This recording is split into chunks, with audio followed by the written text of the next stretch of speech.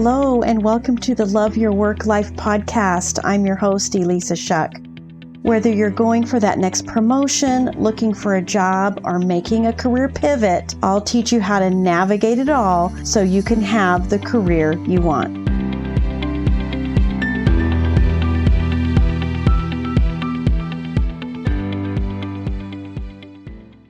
This is episode number 130 of Love Your Work Life.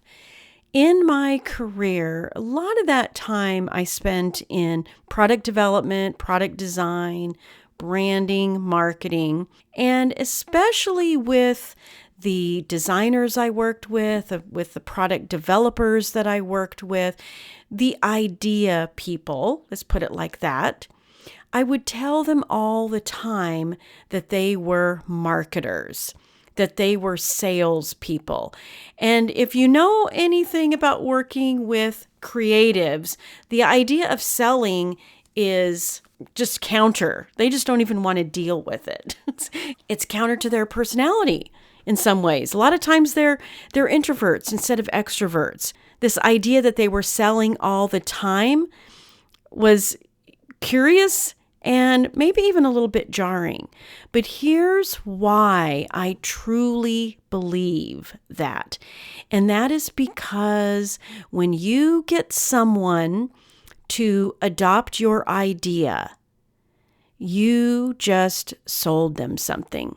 You didn't sell them a product, but you did something in your words that influenced them, that made them move from here to there, that helped them invest time, energy, and resources.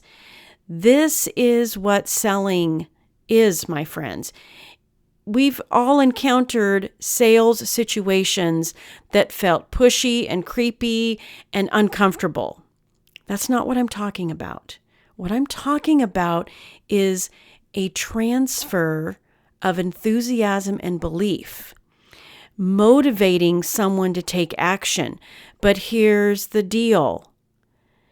When it happens successfully, it's because you've made it for them instead of for you.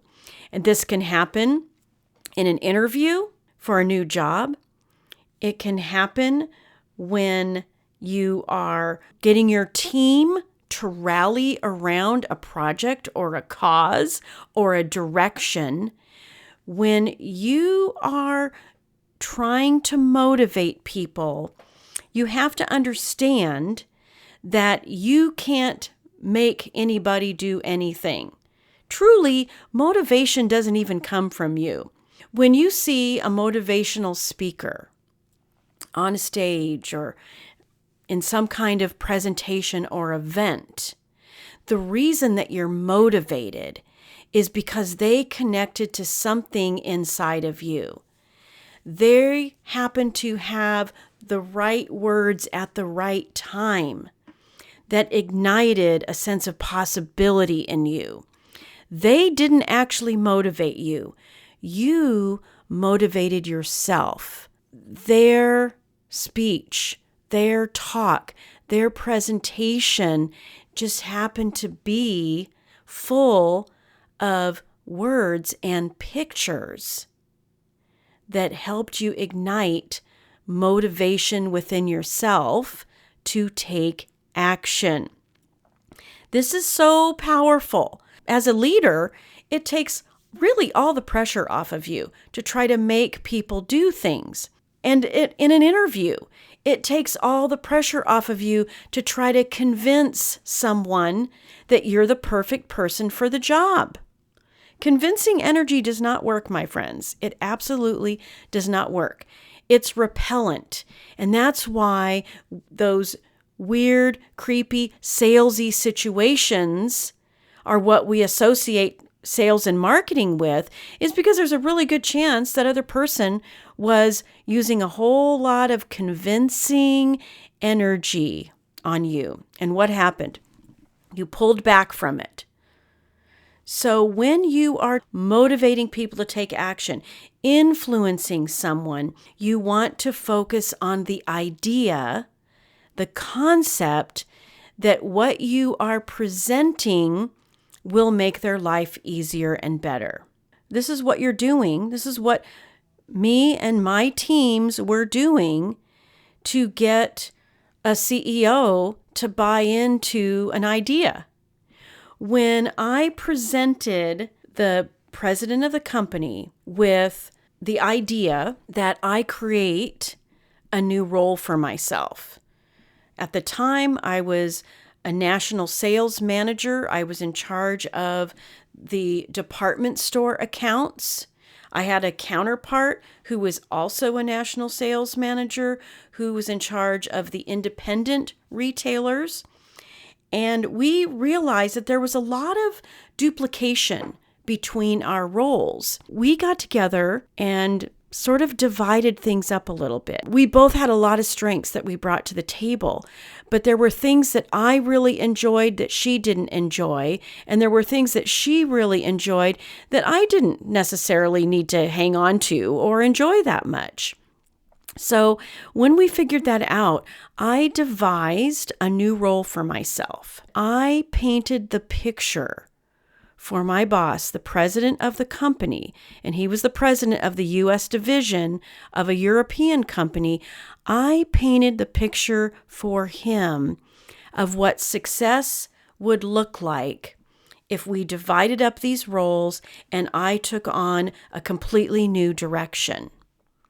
I painted the picture of success, of profitability, of our sales team being equipped with knowledge, tools, and resources to help them better analyze their customers' business, better talk about profitability and inventory turn, and all of the things that were important to their customers and clients, and that I would equip those salespeople to have intelligent conversations so that their customers would make better decisions, buy more stuff, because they could see the possibility of the profits and the customers that our brand would bring in for their business.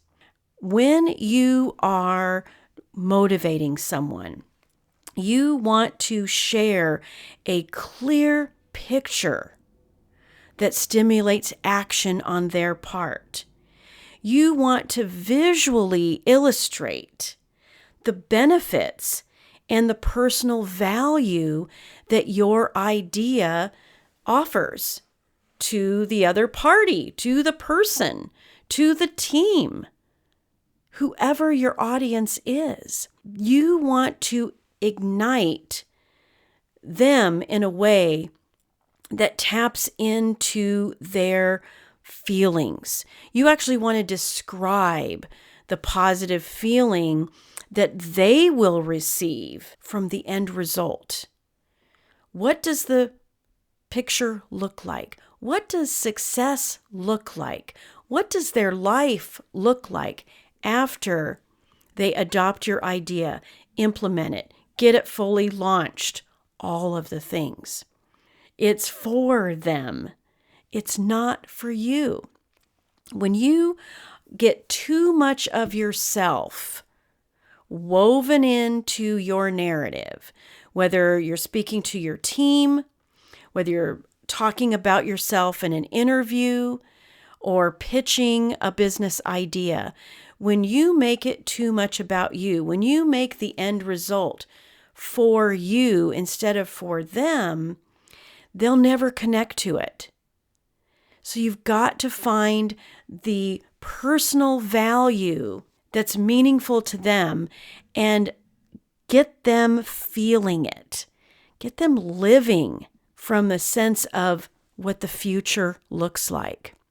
If you're pursuing a new goal, if you're pursuing a career pivot or looking for an opportunity that gives yourself a promotion, I'm a huge advocate of connecting the dots for yourself, living from the future you who has already achieved it, feeling the success of it, because it's that feeling that is going to motivate the actions. And sometimes the very uncomfortable action that has to happen as part of the process of getting what you want. That's just part of the deal. So how do you keep doing the uncomfortable action? You motivate yourself by feeling it, by visualizing it, not the action, but the result of the action. One of my favorite little positive affirmations that I like to use is everything I want is on the other side of the next action I take. And by focusing on getting what I want, it comes full circle back to the feelings of success that'll get me moving, that'll get you moving. So when you're sharing an idea, when you are talking about something you really want, that you really believe is going to move things forward from a business perspective, from a team perspective, from a personal perspective, help them catch the vision. And remember this, that what sounds good to you may not always resonate with them. That's why it's super duper important for you to find out what matters to them and build it into your idea. This is about knowing your audience. When we were sharing ideas as product people, I learned something from a CEO mentor of mine. I was fascinated how he would leverage this skill. And that is, he would basically go around and share the idea with all of the different individuals who were part of making the decision. He wouldn't bring them all into a meeting together at the same time because they were a diverse audience. Each of them had different motivators. Each of them had a different perspective on what their life would look like on the other side of it. So he would go around and pre-shop these ideas, and he taught me this skill, and I started doing it too. And I would run in and have a meeting with the production leads and talk about it with them. Production and manufacturing, they like making stuff. They like making a lot of things. They like big volume because it makes their production more efficient. And it feels like a huge accomplishment, honestly, to make 1,000 units of something versus 100 units of something. So I would talk about it, this idea in those kind of terms with them. And then I would go to the sales leader and I would talk about how this product was going to increase sales and get the salespeople excited and get them feeling great about getting out there and promoting this product. Then I would talk to the chief financial officer and I would focus on the profitability and the increased revenue, and that the increased revenue would add additional profit. See where I'm going here, my friends? If I would have gotten all of those people in the room at the same time and tried to share all these things, number one, my message probably would have been kind of watered down because I would be trying to be everything to everybody.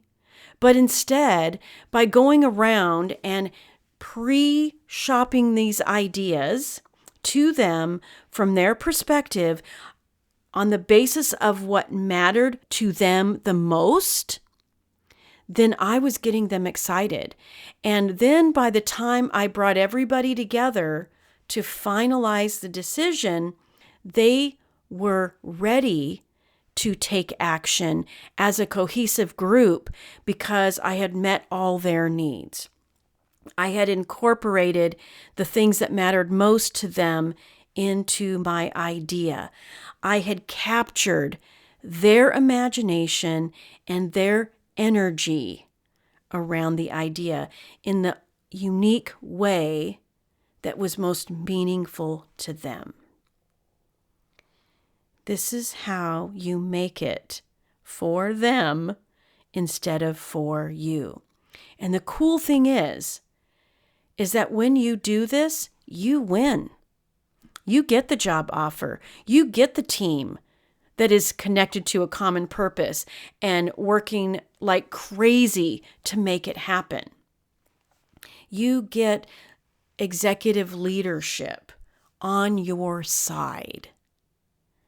It's a phenomenal thing, being counterintuitive and making it for them instead of for you.